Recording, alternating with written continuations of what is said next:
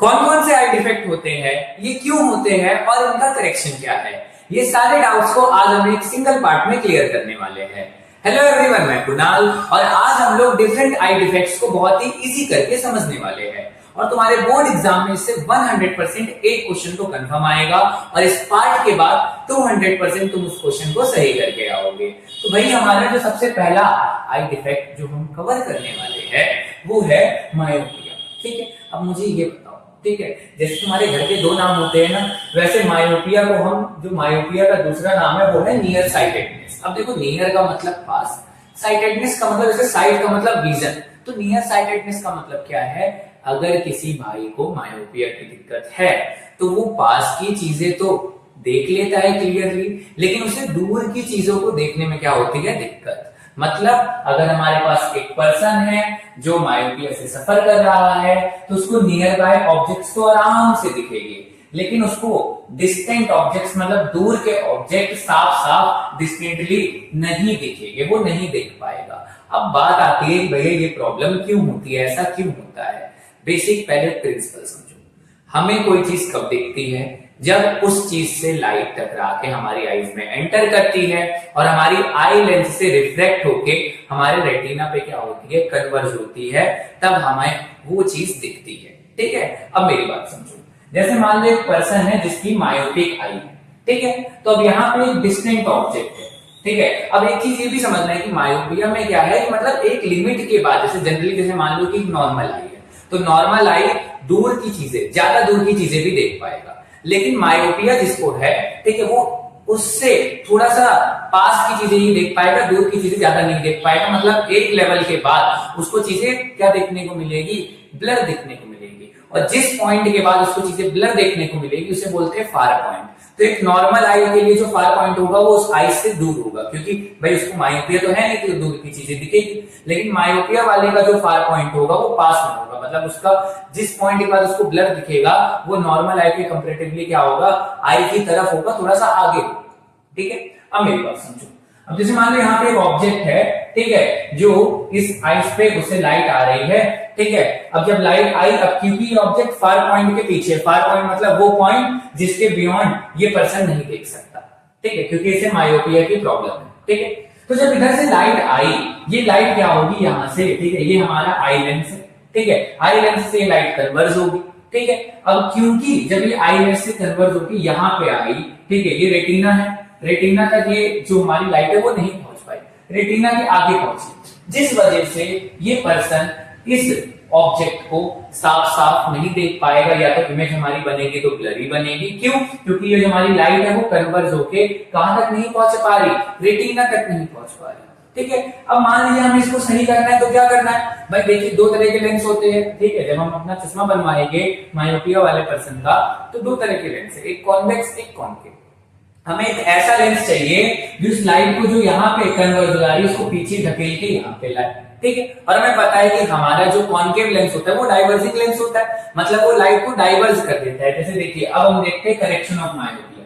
ठीक है, तो देखिए यहाँ पे क्या है, अब ये डिस्टेंट ऑब्जेक्ट से लाइट आ रही है, ठीक है, देखिए ये लिखे ना फार पॉइंट, फार पॉइंट का मतलब जिस पॉइंट तक ऑब्जेक्ट क्लियरली देख सकता था। अब फार पॉइंट के पीछे एक ऑब्जेक्ट है, उससे लाइट आ रही है। ठीक है, अब अगर ये लेंस न लगा होता तो इसी तरह यहाँ पे, ठीक है, इससे लाइट रिफ्लेक्ट होकर क्या हो जाती, कन्वर्ज हो जाती और हमें दिखता है।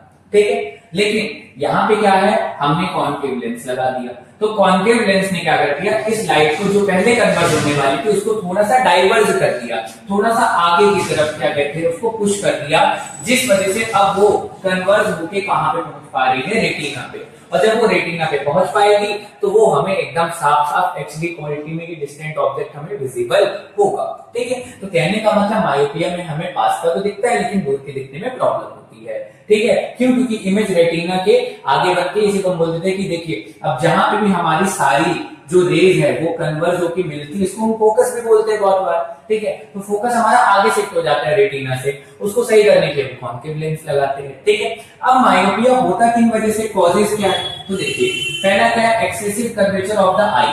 ठीक है, देखिए दोनों कॉजेज लगभग ना मिलते जुलते हैं। ठीक है भाई, हमारा जो आई है, ठीक है, आई का हमारा जो कर्वेचर होता है, ठीक है, कर्वेचर का मतलब समझिए सिंपल सा कि जो ये चीज है ना, ये अगर जैसे ज्यादा बढ़ गया, हमारी आई थिकनिंग हो गई, तो जब ये ज्यादा बढ़ जाता है ना तो ये लाइट को जल्दी कन्वर्ट करने लगता है। ठीक है, इसको बोलते हैं थिकनिंग ऑफ द आई, कि आई में थोड़ा सा मोटापन आ गया। ठीक है, जिसकी वजह से अब लाइट क्या करने लगेगी भाई, सिंपल समझिए, एक पतला लेंस है और एक मोटा लेंस है, तो जो मोटा लेंस होगा वो रिफ्लेक्शन ज्यादा करेगा, लाइट को जल्दी कन्वर्ट कर देगा। ठीक है, तो जब हमारे आई का कर्वेचर ज्यादा हो जाता है उस वजह से हमें मायोपिया हो सकता है। ठीक है, या हमारा क्या हो गया, आई लेंस का साइज इलोंगेट हो गया या इंक्रीज हो गया। अभी हमारा आई लेंस है, ठीक है, ये हमारा आई लेंस है। ठीक है, अभी हमारा जो आई लेंस है जब ये इलोंगेट हो जाएगा, खिंच जाएगा, बड़ा हो जाएगा, तो इसकी पावर भी बढ़ जाएगी। पावर बढ़ जाएगी मतलब ये जो पहले इमेज को पीछे कन्वर्ट कर रहा था उसको आगे कन्वर्ट करने लगेगा और इमेज हमारे रेटिना के आगे बनेगी। कहने का मतलब मायोपिया क्यों होता है, ये बात तुम्हारे समझ आ गई। करेक्शन क्या है, ऑलरेडी मैंने बताया, कॉन्केव लेंस लगाते हैं क्योंकि ये डाइवर्जिंग होता है, तो ये इमेज को जो फोकस होता है उसको वापस रेटिना पे पहुंचा के वहीं पे इमेज बनाता है। तो मेरे हिसाब से मायोपिया तुम्हें क्लियर है। अब आते हैं हम इसके छोटे भाई पे, हाइपरमेट्रोपिया। ठीक है, अब देखिए, अगर हम बात करें हाइपरमेट्रोपिया, इसको हम बोलते हैं फार साइटेडनेस। ठीक है, मतलब इसे हमें दूर का तो दिख रहा है लेकिन पास का नहीं दिख रहा। तुम ऐसे भी याद रख सकते हो हाइपरमेट्रोपिया। अब ये सोचो, किसी इंसान को दूर का दिख रहा है लेकिन पास का नहीं दिख रहा, वो परेशान हो जाएगा कि भैया मुझे दूर का तो दिख रहा है लेकिन पास का नहीं दिख रहा। तो हाइपरमेट्रोपिया मतलब जिसमें दूर का दिखे और पास का ना दिखे।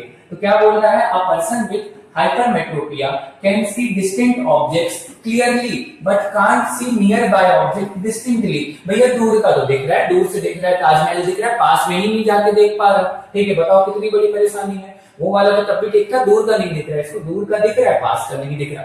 अब ऐसा क्यों होगा, ऐसा इसलिए होगा। ठीक है, अच्छा एक चीज और है, नियर बाय ऑब्जेक्ट, जैसे वहां पे था फार ऑब्जेक्ट। फार ऑब्जेक्ट मतलब उस ऑब्जेक्ट के पीछे, मायोपिक आई को, जिस आई में मायोपिया की प्रॉब्लम होती है उसे मायोपिक आई बोलते हैं, जिसमें हेट्रोमायोपिया की प्रॉब्लम होगी उसे हेट्रोमायोपिक आई बोलेंगे।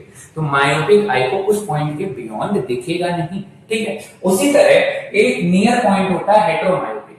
नियर पॉइंट का मतलब कि उस पॉइंट के आगे अगर कोई ऑब्जेक्ट, जैसे मान लीजिए कि मैंने बोला ये नियर पॉइंट है, ठीक है, मेरी आईज के लिए, तो अगर इसके आगे कोई ऑब्जेक्ट होगा तो वो मुझे विजिबल नहीं होगा। तो आपको ये याद रखना है कि बेसिकली एक नियर पॉइंट होता है किसका, हेट्रोमायोपिक आई, और अगर उस नियर पॉइंट के आगे कोई ऑब्जेक्ट है तो वो विजिबल नहीं होगा। ठीक है, क्यों नहीं होगा, जैसे मान लीजिए कि नियर पॉइंट के आगे अगर कोई ऑब्जेक्ट है बच्चे, ठीक है, नॉर्मल आई का जो नियर पॉइंट है वो आपको पता है 25 सेंटीमीटर होता है, लेकिन हाइपरमेट्रोपिक आई का नियर पॉइंट क्या होगा, ठीक है, थोड़ा सा कम होगा या ज्यादा होगा, तो ज्यादा हो जाएगा। क्यों, क्योंकि उसको पास की चीजें नहीं दिख रही ना, तो हो सकता है कि 50 सेंटीमीटर हो जाएगी, 50 सेंटीमीटर के पास वाली चीजें नहीं दिख रही। ठीक है, 50 सेंटीमीटर से दूर वाली चीजें दिख रही है। ठीक है, तो ये बात आपको क्लियर है। तो इसमें क्या होगा समझिए, कि इसमें अगर आपने कोई पास में ऑब्जेक्ट रख दिया, ठीक है, नियर पॉइंट के पास में रख दिया, नियर बाय ऑब्जेक्ट, ठीक है, तो उससे क्या होगा कि लाइट जब यहाँ से कन्वर्ज होगी ना, तो इस बार वो रेटिना के पीछे बनेगी, और इसी वजह से देखिए इसमें क्या है कि जो इमेज बनती है वो रेटिना के पीछे बनने लगती है। तो दूर की चीजें तो दिख रही है, ठीक है, क्योंकि दूर में तो इमेज बहुत दूर, ऑब्जेक्ट बहुत दूर से उससे लाइट आ रही है, ठीक है, लेकिन पास वाली चीज के लिए क्या है कि इमेज, ठीक है, हमारे रेटिना के पीछे, ये जो सारी लाइट से रिफ्लेक्ट होने के बाद रेटिना के पीछे जाके मिल रही है, जिस वजह से हमें ये धुंधला दिखेगा। अब इसके लिए हमें क्या करना है, ठीक है भाई, समझिए, ये जो रेज है ना, ये थोड़ा सा धीमे कन्वर्ज हो रही है, जिस वजह से ये आगे जाके मिल रही है। हमें एक ऐसा यहाँ पे लेंस चाहिए जो इसको जल्दी कन्वर्ट करके रेटिना पे ले आए, मतलब इसको आगे की तरफ ले आए। ठीक है, तो इसके लिए हम कौन सा लेंस यूज करेंगे, कॉन्वेक्स, क्योंकि ये कन्वर्जिंग लेंस होता है। तो ये क्या करेगा कि अब जो लाइट आ रही थी उसको जल्दी कन्वर्ट करके कहां पे परफेक्ट ले जाएगा, रेटिना पे। ठीक है, अब तुम सुनते हो ना कि हमारी आइज का इतना नंबर होता है 3.6 माइनस 3.6, वो बेसिकली इस लेंस की पावर होती है। अब देखो भाई, किसी को हाइपरमेट्रोपिया ज्यादा होगा, किसी को कम होगा, तो उसके बेस पे जो उसकी लेंस की कन्वर्जिंग पावर या डाइवर्जिंग पावर होगी, ठीक है, हाइपरमेट्रोपिया के लिए कॉन्वेक्स लेंस होगा, तो इसकी जो कन्वर्जिंग पावर होगी ये डिफरेंट टाइप पे डिपेंड करता है। ठीक है, तो हमने यहाँ पे कॉन्वेक्स लेंस लिया, ये कॉन्वेक्स लेंस क्या करेगा, जो लाइट आ रही है उसको कन्वर्ट करके, ठीक है, जो पीछे जा रही थी उसको आगे ले आएगा और आगे ले आके रेटिना पे बना देगा।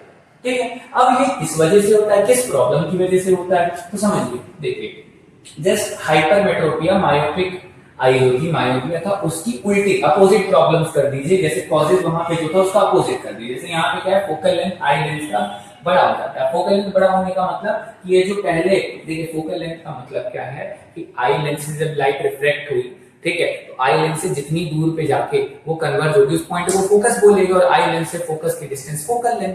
तो अगर फोकल लेंथ ज्यादा बड़ी हो गई, ठीक है, जिसकी वजह से क्या हुआ कि जो हमारी लाइट कन्वर्ज हो रही है वो रेटिना के पीछे हो रही है, और इस वजह से हमें क्या होगा, हाइपरमेट्रोपिया का सामना करना पड़ेगा। या हमारे देखिए वहां पे आई लेंस बढ़ रहा था, यहाँ पे आई लेंस का साइज क्या हो जाए, शॉर्ट हो जाए, डिक्रीज हो जाए, जिसकी वजह से उसकी कन्वर्जिंग पावर थोड़ी सी वीक हो जाए, तो वो रेटिना के पीछे कन्वर्स कर पाएगा, आगे कन्वर्स या रेटिना पे कन्वर्स नहीं कर पाएगा। ठीक है, अब इसका करेक्शन क्या है, तो कॉन्वेक्स लेंस या कन्वर्जिंग लेंस यूज करेंगे। अब इनके अलावा दो डिजीजेस और होती है हमारे आई की, डिजीज नहीं बोलेंगे, डिफेक्ट बोलेंगे, जो हमें देखने को मिलती है।